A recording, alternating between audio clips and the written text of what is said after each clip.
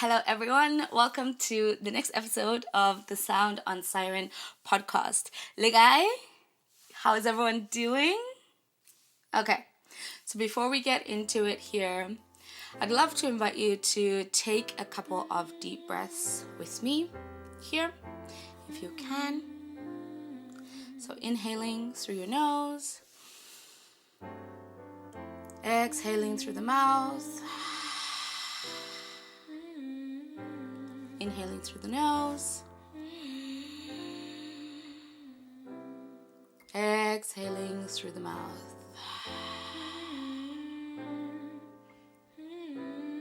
We'll do a couple more. Inhaling through the nose. Exhaling through the mouth. Inhaling through the nose. Exhaling through the mouth.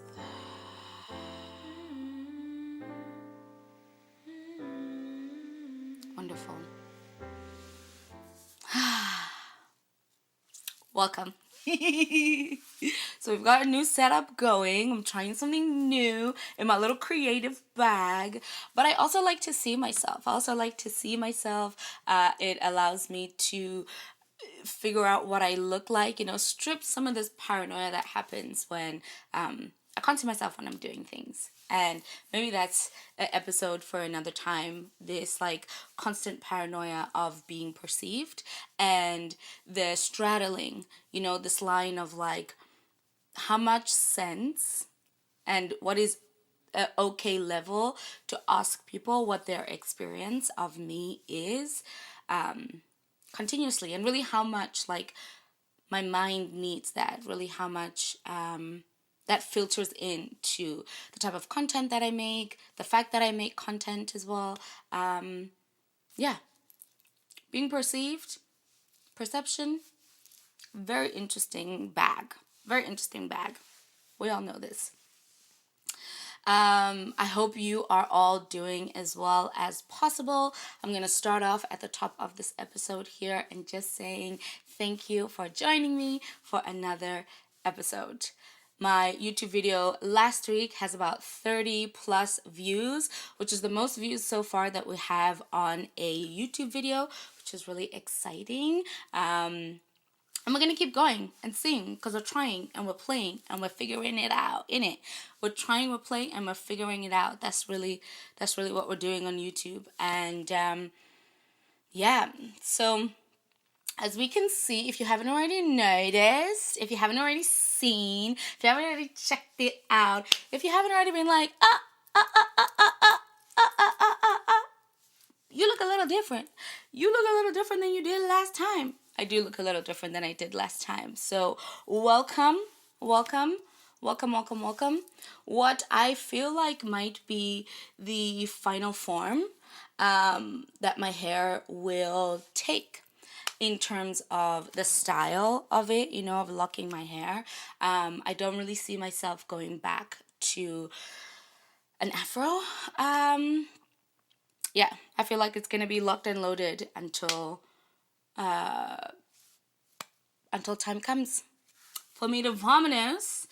I don't know if this is true for anybody else, but over the years, as I've gotten older, I'm 31 years old now, turning 32 this year. Well, we out here, we aging, we out here, we're growing, we're maturing.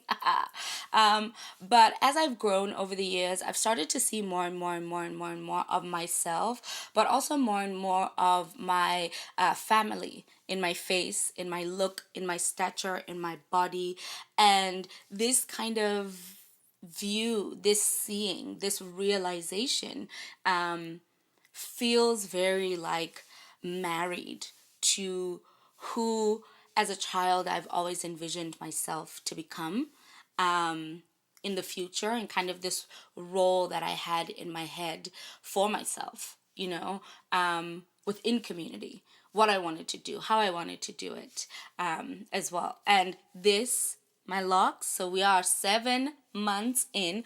I locked my hair in June last year when I went back to South Africa, which is where I'm from.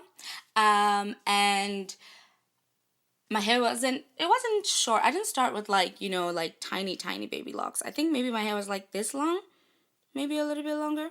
So this is 7 months in, already coming to the, we're already at the shoulders. And usually, or since June, I have been retwisting my own hair and then braiding it immediately because I didn't really know how to wear it out, but also it was at that kind of awkward length, and I just braided it. And so on this past Sunday afternoon, I decided to take my hair down to wash my hair. And when I took it out, I said, this is the growth? Is this the growth of the hair? Is this the growth of the hair? It's looking healthy. It's giving healthy. It's giving healthy. So I was like, okay, let me interlock it. So if you can see, my hair is interlocked. And if you don't know what interlocking is, it's basically a technique where instead of doing like the palm rolling technique, which is what this would be, right, with obviously a lot more precision and knowing exactly what you're doing when you're palm rolling, that this is interlocking. So what you do with the interlocking, you take either like a crochet tool. Do I have mine in here? No, I don't have mine in here. You take like a crochet tool, or there's an actual interlocking tool that you can get. And it usually has like a little hole where you can loop your hair in. And then you go in between like the growth, where the growth is. You'll be able to go through the hair, pull your hair right through that, and then right out the other side. And you keep going until you're all the way down to the base like this. And you've basically locked all of the hair that's grown. So that's what I spent time doing this Saturday. It took me 3.5 hours, 4 hours. It was a lot. It might not look like I have a lot of locks, but I have a lot of locks. I have a lot of locks. And I love how thick they are. I love how fuzzy they are. I'm just in heaven. What a sidetrack. Okay, let's come back. I was talking about how my hair in locks is going to be the final form that my hair takes, at the very least right now. It's my final form because of this very important piece, this very important story that I'm going to be sharing with you. So, when I was younger, I got my gray hair. I got my gray hair when I was really, really young. I think I was still in primary school at that point. If I didn't get my gray hair coming before that. And in school, they used to make fun of me. They used to make fun of me periodically. They used to call me a little old granny.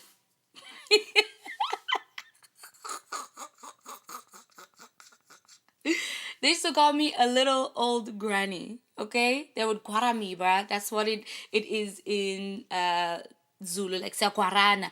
Kwarana is to make fun of each other. So they would kwara me, and about my hair, call me a little old granny. And so, I've always had this kind of like interesting relationship with my gray hair. And then I also grew up in a household where my mother used to dye her hair, particularly to get rid of the grays, which is obviously something that happens in society. Everybody's trying to get rid of the grays, or was at one point trying to get rid of the grays, trying to cover the grays to look more young, has kind of been what it was sold as, more solid colors, darker hair, your roots, all this kind of stuff brings the youthfulness to you. And so, my mom would dye her hair to get rid of her gray hair, but it actually just multiplied it, unfortunately for her. But so she would dye it. She didn't want it. At school, they were making fun of me for having gray hair. So I had an interesting relationship with my gray hair, although I've always loved my hair in general. I love the way that it grows, the way that it feels, the way that it looks, and the things that I can do to it, and that I've always been like playing with it and reconfiguring it constantly. So when I was younger, I was surrounded by a lot of the matriarchs in my family, the women of my family, and their roles as well as to what it is that they do, how they do it, the listener, the caregiver, the caretaker, the lover, the joker, the jokester as well. And I've always pictured in my head when I've thought about aging and when I've thought about growing older myself, I've always seen this like older, wise sage, and this sage would have long locks, right? And the locks were gray, halfway there. This wise old sage would have this like fire pit in the middle of the field, in the middle of the field, they would have this fire pit there. And everybody in the community, particularly the children, but also other, all people of all ages, would come to the fire pit at a particular time of the day. They would know, everybody would know to come to the fire pit at a particular point in the day, to come and listen to the stories, to come and listen to GOGO'S stories, And me, I've always seen myself as a GOGO. I've always seen myself as a GOGO. And I think this is why also I have this close relationship with my grandmother, because the archetype of grandmother is something that I have always held really close to my heart and to myself. And for me growing up, being a grandmother, being an aunt, being a mother, was not only just to the people in your family, I've seen people who are not in my family, come to my grandmother as a grandmother, I've seen other women in my family helping and supporting folks that are not in our family, but in these roles, that they take and that they play in the family.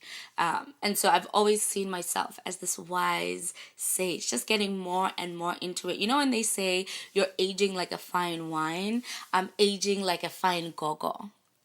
Okay? I'm aging like a fine gogo. That is me. I'm aging like a fine gogo.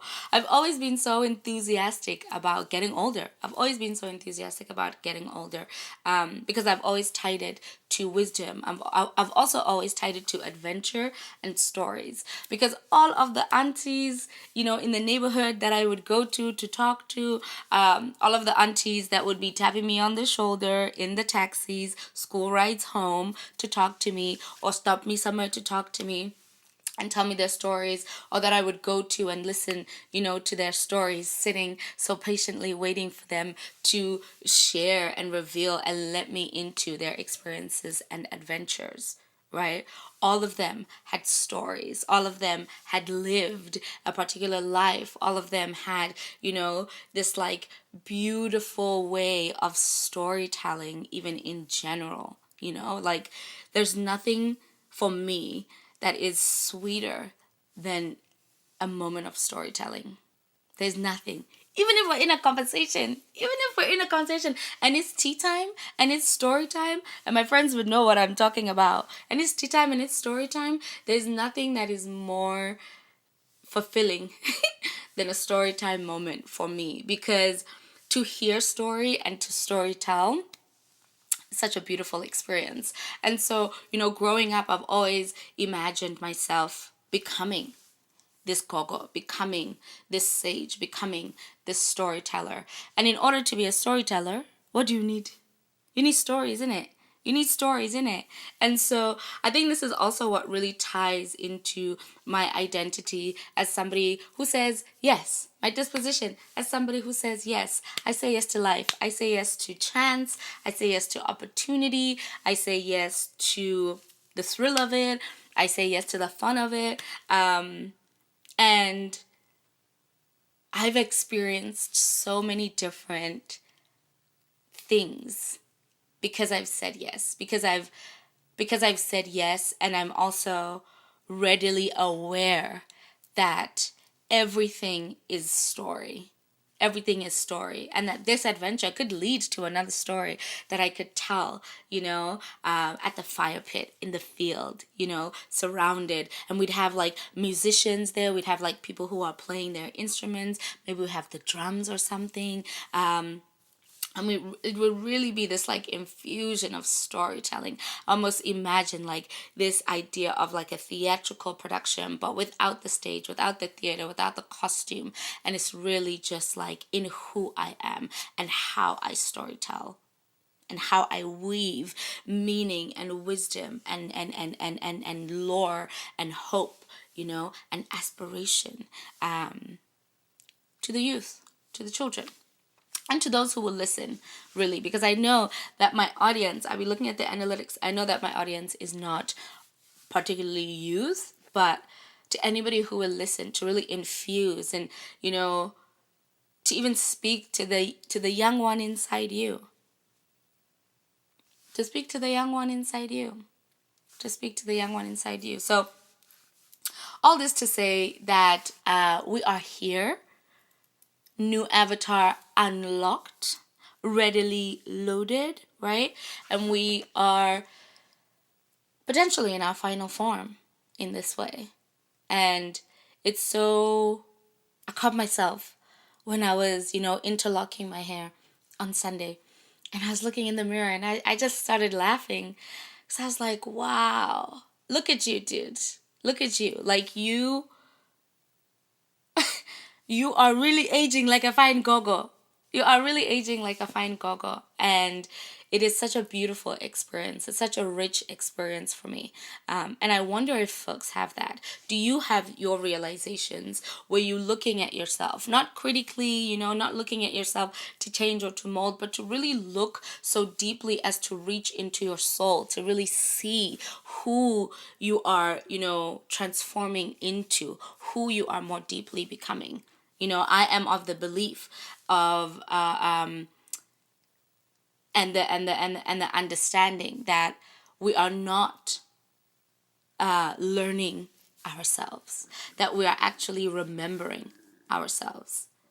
We are remembering ourselves, and so really morphing into these long-held memories and long known aspects of ourselves as we continue to live our lives, and particularly in the way that we look, because we're gonna look at ourselves all the time. Like in this setup, it's me and all of the GOGO'S in here. It's me and all of the GOGO'S that I see. All of the GOGO'S that I see in here. And it's such a wonderful thing. It's such a beautiful experience to be able to hone this aspect of my identity in such a beautiful way, in such a deeply invested way. So, I'm going to tell you a story, because what is a cocoa without a story? What is a cocoa without a story? Story time, story time, story time, story time, story time, story time, story time, story time, story time, story time, story time, story time, story time, story time, story time, story time. Okay, story time. So, I'm back on the dating apps, or at least I was back on the dating apps, and I was on Hinge in particular. And on Hinge, I had matched with, a handful of people. Particularly, I matched with this guy in the U.S. I matched with him in the U.S., which I don't know what it is with the apps. Like, when I say that I wanted to be 16 kilometers, when I say I wanted to be 16 kilometers from me and this person that I'm connecting to, why are you jumping me beyond that? Why are you jumping me behind? Why are you jumping me beyond the lines? Don't jump me beyond the borders. Don't jump me beyond the borders, innit? Right? Come on now. In any case, we matched. We started talking. Synergy was there. Vibe was there. He's into music. He's a musician. He makes music. And I listened to one of his songs. His song is dope. Now, am I going to tell you the song? Maybe not tell you, but some of y'all can be messy. Some of y'all can be messy. I don't know. I don't know if I'll tell you. But in any case, he makes music. I listened to his song, loved his song, epic song. And we started chatting, on the app and stuff like that, back and forth. For me, when I'm chatting on the apps nowadays, if I am on the app, I'm sending you a voice note. None of this, hey, texty, how are you doing? Nope. I'm sending you a voice note because I want to deliver all of me, right? I want to deliver the enthusiasm, the energy, the vibe, but I also want you to hear my voice. And you can make that decision to say, can I tolerate this voice? Is this a voice that I want to hear? Is it a voice that I want to hear? And usually I have them hook, line, and sinker when I do that. Always invested in any case and interested. So regardless, we're matching, we're chatting, he's dropping me voice notes, I'm dropping voice notes, we're having a conversation, just getting to know one another really. And this time, so a little bit of context. I used to kind of loosely make a list of the type of person that I want to be in my next relationship with. I used to loosely make a list, but at the end of last year, I made like an actual list of some of the things that I want, some of the ways that I see this person, and kind of, the person or these qualities that I would like this person to have and to present. Some of them up front, okay? Some of them up front. I've done my work. I've been in a relationship for 11 years. I've done my work. Some of these things I want up front. I'm 31. About to be 32. I've done my work. Some of these things I want up front. Please. Some of these things I want up front. And so I wrote down my list of some of the things that I want up front. And one of those things was a genuine love for music, or having a creative passion that they also have and that they're also pursuing. So that they have something that energizes them that is outside of the relationship, right? But also something that they're always cultivating new energy, inspiration, all of this kind of stuff. And then we can kind of support each other in that way. But I have a lot of creative outlets that I do and lots of things that I like to do. As y'all know, I create a lot, hence, ta-da, sitting here. But that was one of my things, is for them to have this kind of like understanding also of a dynamic of a relationship where we are individuals coming together. So we are still separate, but we are coming together to support one another as well. So obviously right off the bat, ding, ding, ding, ding, ding. He's an artist, he's a musician, makes his own music. Love that. Vibes, boom. And so over, like the course of a week or whatever of us chatting on the app, was it a week? Maybe like 4 days? 4 days chatting on the app. I gave him my number and we started texting. So we're texting, we're chatting, and then we started having phone conversations. So we're on the phone and we're talking. Cool, it's vibing, boom. I'm gonna play some background music right now that I made off of a TikTok thing. But okay, we're talking on the phone, an hour, 30 minutes, an hour, next phone call, 2 hours, the next phone call, 3 hours, the next phone call. Cool. He says to me, I'm the highlight of his day. Talking to me, hearing from me is the highlight of his day. And I said, okay, that's really sweet of you. That's very, very sweet of you right now. And I accept that, and I take that. Because indeed I am a highlight. Right? And so we're chatting and whatnot, and there's a couple of conversations that we have, a couple of phone calls that we have where like he's distracted and he's doing something else. So like maybe he's like outside or whatever, and there's like a whole bunch of people that are coming and greeting him or whatever the case is. Cool, whatever vibes. People are living their lives, understanding. Cool. Then there's other times when he's also being distracted on the phone, either doing something else or like, whatever the case is. So for me, I said, okay, that's okay. It's fine. But make it make sense. How am I the highlight of your day, but you're not giving me your undivided attention when you hear from me? Call it what you want. but make it make sense. How can I be the highlight of your day, but you cannot do the undivided attention when the highlight is here, when the highlight is highlighting? Make it make sense. I didn't quite understand. So jokingly, right? Because again, no loose expectations. Loose expectations. I'm still straddling here. This idea of like wanting what I want and going with the flow, right? So loosely. So here I am, we're on the phone this one time, and he's filling out an application form, right? So he's filling out this application form online, and I'm just like, jokingly on the phone, I said, I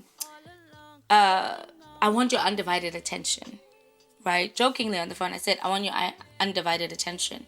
And he said, yeah, jokingly, I said, I want your undivided attention over the phone. And he's like, what do you mean? I'm just filling this thing, like I'm almost done, whatever the case is.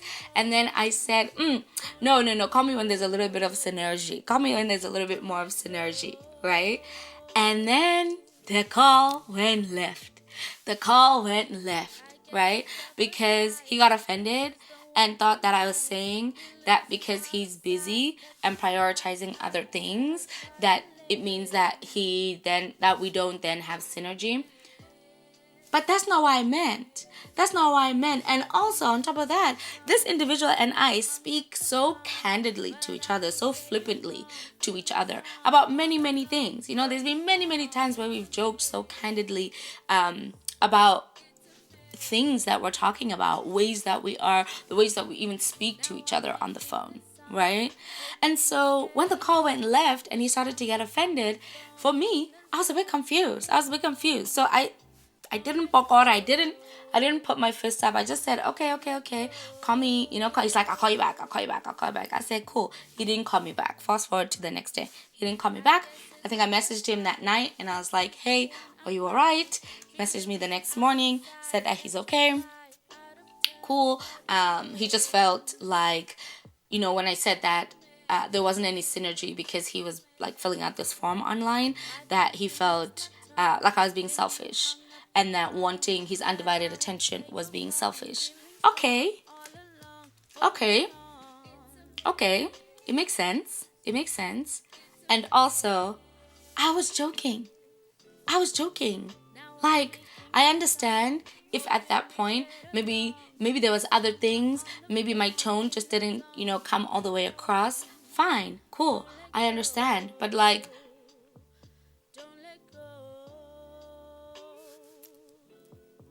I feel like it was blown a little bit out of proportion. I feel like it was blown, like, and it might not be good to say this, but like, I feel like it was blown out of proportion because yes, on the one hand, I fully understand and I get it, you took offense to it, cool, hands in the air, I get it, I'm sorry. But then, if that's the case, when I apologize to you, don't tell me that my apology is insincere. When I apologize to you, because you're offended, no? So I'm apologizing. Don't tell me that my apology is insincere. How do you know my apology is insincere? Don't tell me my apology is insincere. That I give you my undivided attention when we're chatting on the phone. And you know what? Screw it. You know what? Yes. I'm being selfish. Fine. Whatever. I'm being selfish. I take it. All this to say with this story. A, people are wild. B, people are so fun. Like, even though we don't talk anymore, me and this guy, conversation is done. Like, one of the things that I really enjoy, my roommate always says this. My roommate says, you have time, you have energy, you have vim. And I do have time and energy because I really do like to learn people in different ways, and interact with people and have all these different experiences, continuing to say yes to life, and all these opportunities to have stories, people who interact with me. Every time you interface with me, and we're doing something extraordinary, you must know that it is in the bank. I am storing it in the bank for all the storytelling as a go-go that I am going to continue to be doing. And thankfully to this, beautiful thing that I've created for myself here, this podcast, I can continue to tell all of the stories that I want to tell at any point in time. At any point in time. So I hope you enjoyed that story. Also, do you have any, first of all, can you relate? Do you have any stories about a conversation that went left where there was a little bit of a misinterpretation? Is selfish something that you don't, uncomfortable with? Is selfishness something that you're not comfortable with? Should we be comfortable with selfishness? Is there a level of selfishness to be comfortable with that is required? That is valuable? Let me know. Let me know. I'm having so much fun. So much fun meeting new people, seeing new people, having new experiences. Yeah, I'm having so much fun on this journey, whatever it is, however long it will last. Let's see what happens. So, folks, thank you once again for coming to another episode of GOGO'S Tales. As you know, in the beginning of this year, I dedicated 2024's podcast episodes to my GOGO. And actually, I just put 2 and 2 together. I'm dedicating this to my GOGO and the GOGO in me. Oh, that's so beautiful. I didn't even realize that. I didn't realize that I was by dedicating this year's episodes to my GOGO, that I was also dedicating it to the GOGO in me. Oh, that's so sweet. That's so sweet. Look at what I do for myself. So how can I expect any less? How can I expect any less than these intimate coincidences? But thank you so much for listening to GOGO'S Tales and my storytelling. I look forward to catching you on YouTube. If you do watch us on YouTube, please subscribe to the channel and also like the video. If you are listening on Spotify or Apple, you can also review the podcast and then follow us as well so that you know every time we release a new episode. It's been a blast being here today, and until next time, bye.